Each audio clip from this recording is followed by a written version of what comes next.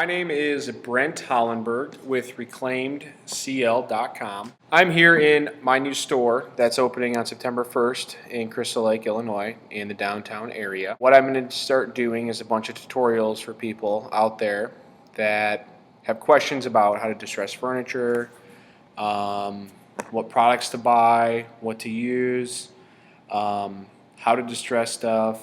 Also, you know, what furniture you should be looking for, what's a good piece to actually redo. Today I found this door, which is just a sliding door. I'm going to show you how to paint it and distress it and weather it a little bit and make it look old.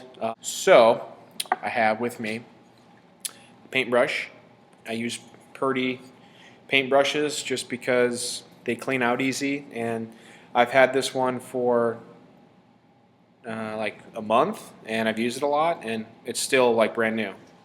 I also got, this is an exterior paint, but the only difference really for an exterior is it has higher VOCs, so it just stinks a little bit more. And I'm just going to start painting this a little bit and kind of show you what to do. I'm going to be distressing this later, and I'm not really worried about getting a flat finish. This is a semi-gloss, so it'll be really good once I glaze it, you'll say, or weather it.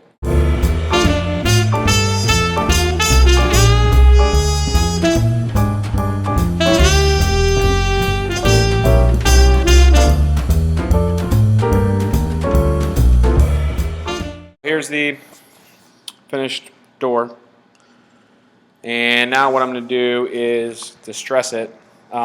It's not even dry yet, but when you're distressing, it doesn't really matter because I'm going to be taking some of it off anyway. So if I don't let the paint dry, it's actually easier to take off. I'm going to show you how to distress the door, and then we're going to finish it with a stain to give it an older look. And once we do that stain, the distressing will come through and it'll look nice and antiqued, we'll say. So I'm just going to distress a little bit here, kind of give you an idea.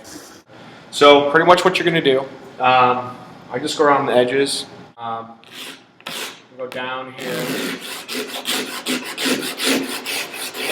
and I'm going to scrape down to the actual wood, because when I put the glaze on it, it'll define that distressing mark.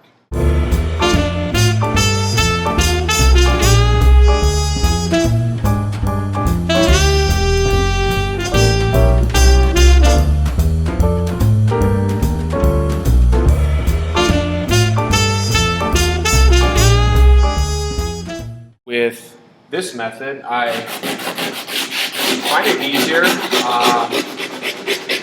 to get the actual paint off the door, and if I'm just scraping thin layers, you can kind of distress it accordingly. The thing is too, you don't get those lines that sandpaper would give. Even if you use a high grit, I found that sometimes I get a lot of weird looks. It doesn't look real as far as distress.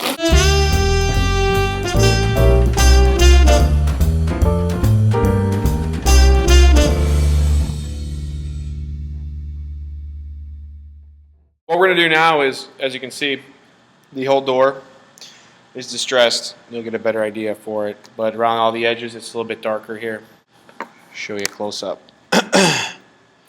So you can see how much it's distressed. And now we're going to weather it, or glaze it, whatever you want to say. Using a little stain. I'm going to take a brush. I've already used it. It's pretty stiff because it's dried out. And I'm using Minwax Dark walnut. And what we're going to do, dip it in a bit. First what I'm going to do is just make little spots where I actually put the stain, give it a little weathering, kind of go in all the cracks where I want the stain to fall into, so it gives it that weathered look. And this is going to make the paint and the white behind it actually look pretty old.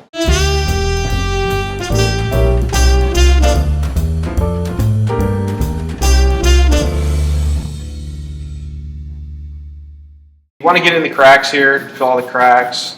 Make sure you get a stiff brush, push it in. Here, push in there.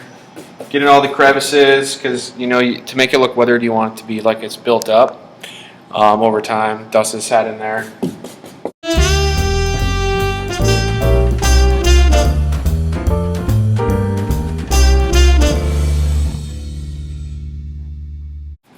The stain's going to do two things.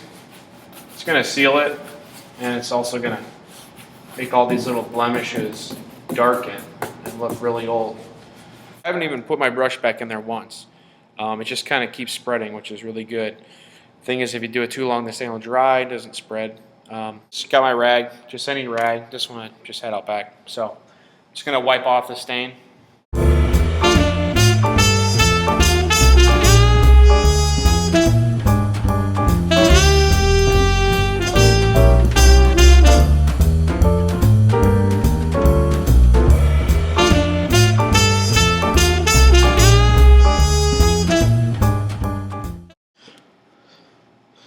So you can see how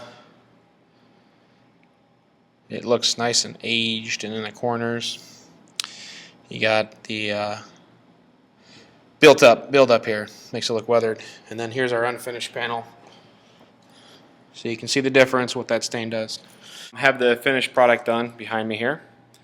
As you can see, the door, it's all done and distressed, and I ended up using that dark walnut stain, put in the corners here, and also did the bottom part of the door to distress it and weather it. And if you have any questions, give me a call or email me, brent@reclaimcl.com. Hope you enjoyed the first tutorial here. Many more to come, so stay tuned. Check us out online at reclaimcl.com as well. We are a co-op in Crystal Lake, Illinois, in the downtown historic area. Thank you for watching.